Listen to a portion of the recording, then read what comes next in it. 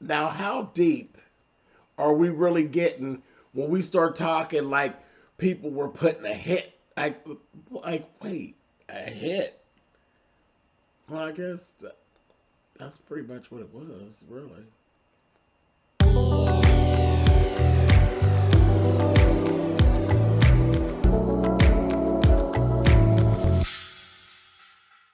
Hey guys, thanks so much for clicking on the video. This is my review for season 2, episode 2 of VH1's Family Reunion. This is the Love and Hip Hop edition. Listen, I left out, I had already, like I said, I told you a little bit about episode 2. Um, in the whole thing of Erica Mena basically putting out this hit. There was the whole thing with Bobby Lights and his friend coming to it was Safari's birthday party, and the friend being up in Safari's face. Erica kind of felt like Bobby was covering for Safari, and all of this kind of carrying on. Erica, in turn, had her girlfriend come in, and they were at a club, and the girlfriend went to handle Bobby Light's friend. Bobby Lights was just breaking it up, and Erica's friend swung on Bobby. And it just kind of went from there, and it just created a whole big mess. So now they're having this conversation. Erica now has stood in it. She doubled down on it. You know, listen, we know Erica. She denied paying the friend where there was messages on IG where she said she gonna send the money, and she's laughing and stuff. All in all, they did what they do on Love and Hip Hop. They squashed it. They squashed it.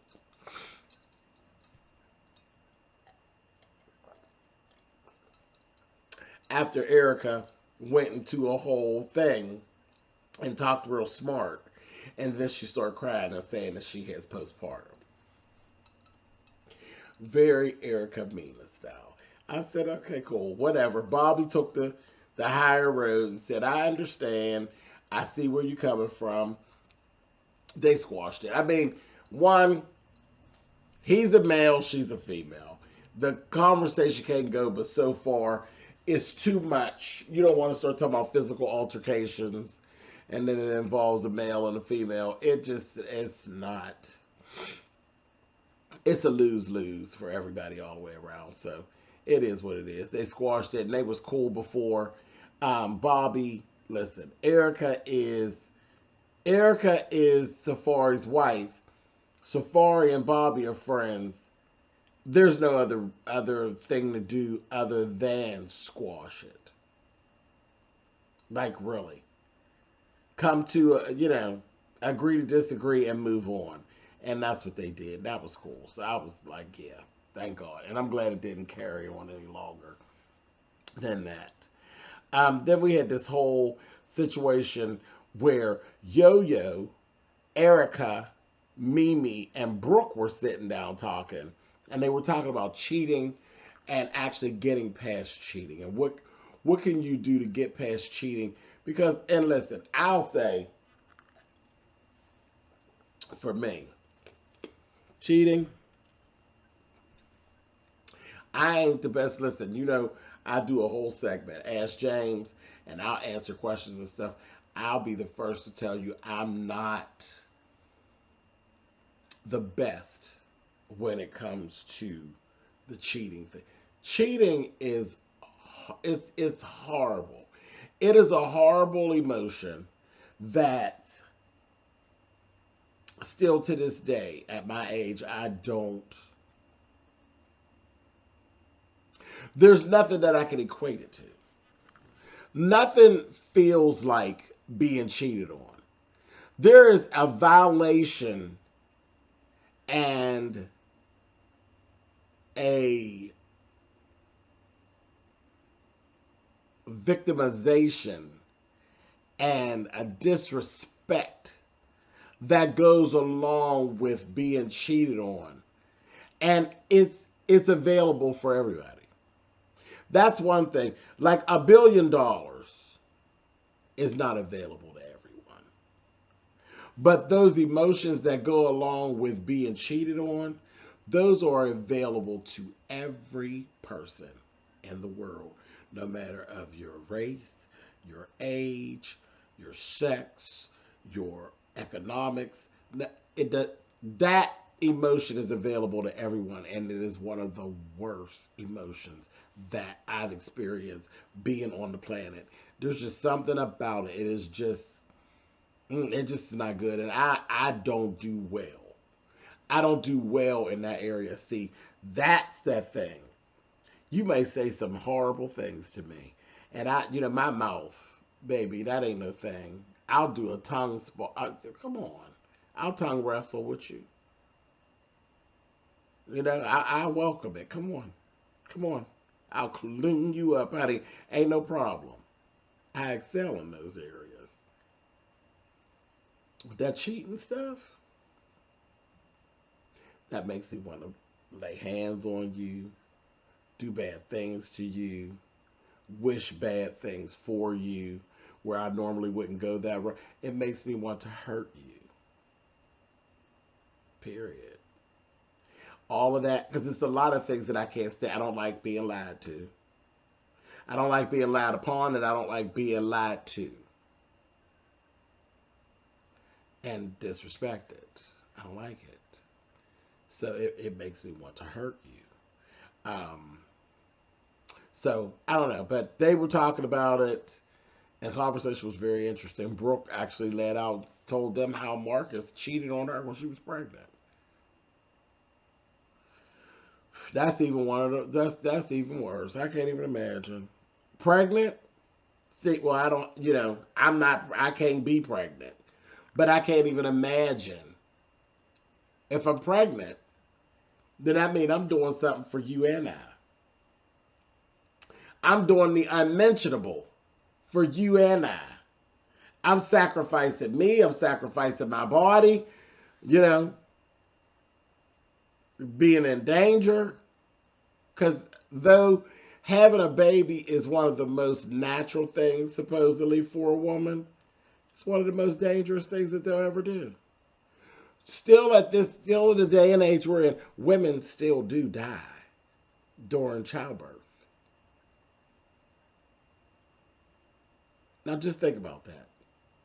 Think about that for a second.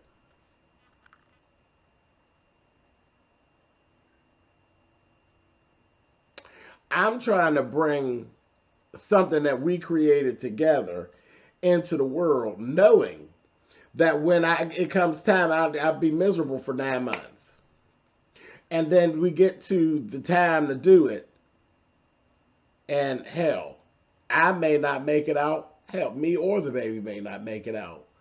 And while I was going through the struggle, you was laying pipe across town, or next door, or across the street. How dare you? See, I can't. I can't. I can't. See, you deserve to be hurt. I said it, and I ain't taking it back. You deserve to be hurt.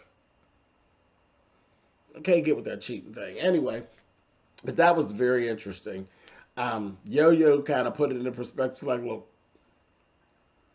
men cheat, people cheat, and just you got to figure out, is it worth losing everything around it? For me, yes. Yes. Cheating for me is definitely it's a kill switch. I'll leave your ass high and dry. I gotta go. I ain't gonna do no whole lot of conversation with you. I'm not gonna do a whole lot of back and forth. I ain't gonna do a whole lot of sleuthing and Olivia Popin. I ain't gotta do all that. And cheating, you kind of know it's in your crawl. You know. I ain't gonna do all that because ain't no need me to catch no case over you because you're not worth it. And if we're gonna play this game of you violating me and cheating on me, if we stick around with it, I'm gonna hurt you. So I ain't got time for it. Anyway, but whatever. I thought Yo-Yo dropped some good words. She did. hats off to Brooke for even sharing that. She didn't have to. We didn't know. Anyway, let's move on. Rich and Amina. Rich, and I'm sorry, not Rich, Peter. Peter and Amina.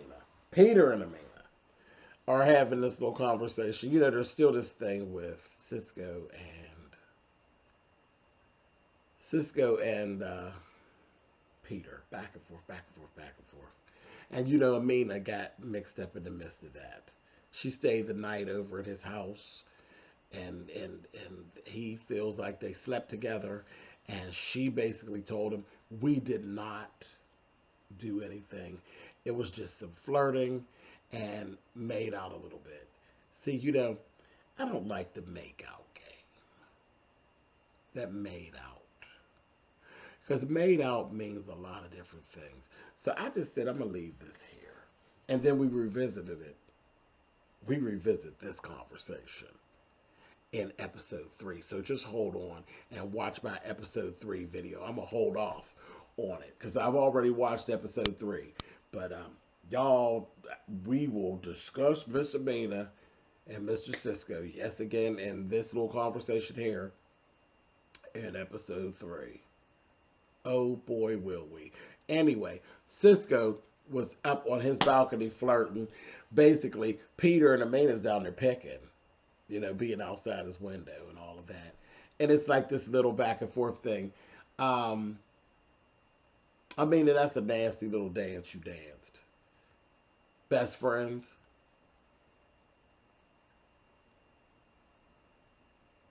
A little slutty. But anyway, moving on. She tried to pretend like she's so nice and slutty. Moving on. Zell and Jonathan. Okay.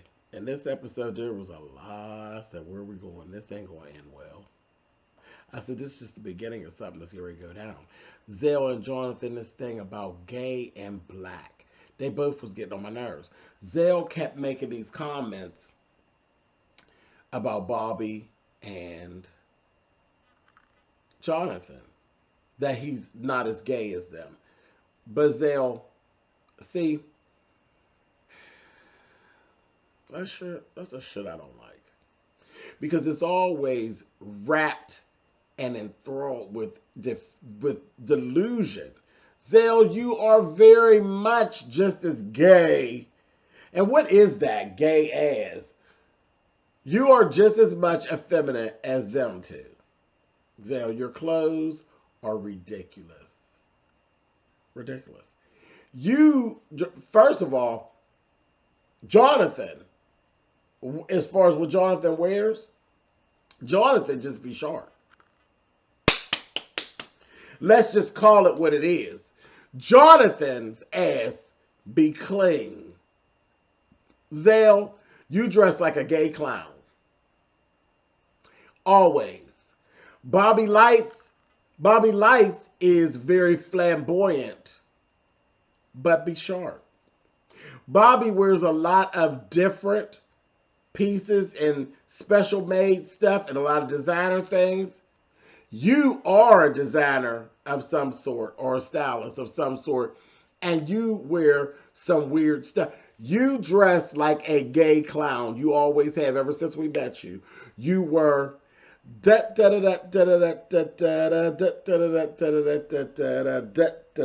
was you from the door. So to hear you say, oh, I'm not as gay as them, you are filled with delusion, my love. You are the gay clown of fashion, of love and hip hop. Period. Not just in Hollywood, not just in Miami, not just in New York, not just in Atlanta. There is nobody who dresses like Zell Swag. Your name is Zell Swag. Honey, that's a little da-da-da-da and a little womp all by itself. Everything about you, Zell, everything about your persona on this show says the category is sweet and low. So, filled with delusion. And then you kept, I heard him say it once, and I was like, it got under my skin. Then I heard him say it again. They get on the bus, you saying it again, and then you want to try to drive it home. You sound ridiculous. And then let me tell you this. Yeah, I'm dragging now. All down when they did their little, they went down to the beach, and they did their little, they had this little game day down at the beach, and it was really like a a team builder for them. Zell got on my nerves. Every piece of that footage of Zell screaming and yelling. You're screaming and yelling, and you were overdoing it. You were completely overdoing it, trying to fit in with the other males. You fit in. You have a penis. You have a penis. That's what made you fit in. There was nothing extra that had to be done. They weren't even paying you any attention. Booby ain't paying you no attention, girl. Peter ain't paying you no attention, girl. Neither did Cisco or any of the other males, girl. They weren't paying you no mind. They were out there having fun. They were having just as much fun with you as they were having with Bobby, as they had with Jonathan. And Jonathan only did but so much because, you know, Jonathan wasn't great at when his hair got wet in the root from sweating in that 100-degree weather, you know, Jonathan went over there and laid down and sat down. But they had just as much fun with Jonathan as they had with you. All that loud, you were doing all the hyper masculine stuff, and you were doing it like you were overdoing. You got on my damn nerves. One thing I can't stand is somebody overly trying to be something that they're not. You're not masculine, Zell. You're not masculine. Being loud didn't help. It didn't make you come across as more masculine. Looking sloppy and ridiculous in that outfit, it didn't help your masculine image. You just looked like the sloppy clown, the sloppy gay clown of Love and Hip Hop. That look was terrible. A stylist for who, where, when. You were spilling out all over the place. Shit was too little. Either it was too little or you was too big. I vote for both. I'll take sloppy as hell for 500, Alex. You were a mess. You were a whole mess. And you needed to sit down somewhere. You got on my damn nerves. And then I said, this is going to carry on. Because as much as you irritated me, you had irritated Jonathan. Not a good idea. He's one of the hosts. So I was like, this is a mess. That's a mess. I'm going to move on. We'll revisit Sale. Just hang on. I'll drag her some more. Just hang on. Cisco, and Mimi had a little conversation. Cisco came to Mimi, and he kind of started talking about, you know, you got a lot of problems. You got a lot of problems, goofball. Because this just fit in under goofball. Okay, so we know you had a thing for sin. And you actually went to Mimi. And I said, you know, you said, well, yeah, Mimi, you know, Mimi's in this zen mood. And I want to be a part of that. I want to have a part of that and be zen like Mimi is and that kind of thing. And I want to ask her how she got there. But that ain't really what you want to talk to Mimi about. You really wanted somebody to listen to your bullshit. You went over there and talked to Mimi, and you wanted to tell Mimi all about how you was jealous of Booby and Sin. More green envy. So you're not jealous and envious enough of Rich and Peter. You got to go take on some new jealousy and be jealous of Booby too. If you don't sit your ass down somewhere and find you a woman. Find you a woman. The hell's your problem? You want everybody else's woman. Sit down, Cisco.